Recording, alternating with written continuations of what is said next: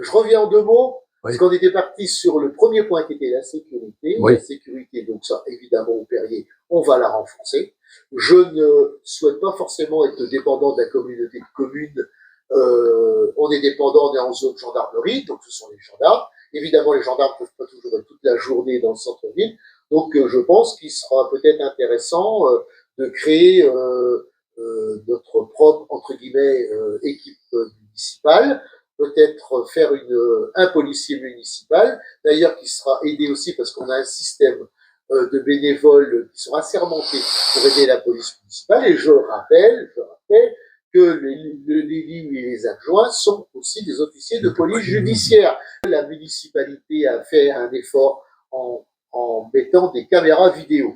Elles ne servent pas à vous sauver la vie. Vous pouvez être sous la caméra vidéo et vous faire flinguer pendant 1 heure et vous faire violer et égorger. Qui c'est qui va bouger? Je ne sais même pas au Perrier qui regarde les vidéos. Ah oui, important ça. Qui regarde les vidéos? On ne sait pas. Donc c'est pas. Si c'est à la mairie, il n'y a plus personne à 18h pour regarder les vidéos, il n'y a pas de municipal.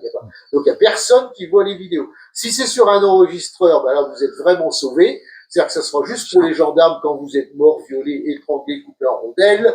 Ça fera avancer peut-être un peu l'enquête. Non. C'est pas ça qu'il faut faire. C'est les vidéos, oui, mais c'est surtout la présence humaine.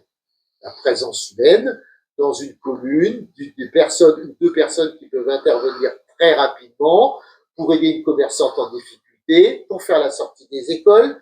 Je rappelle qu'il y a beaucoup d'agressions et c'est les écoles qui sont visées pour les enfants, les enlèvements d'enfants, parce que nous vivons dans un monde catastrophique. Donc une personne qui fait la sortie des écoles,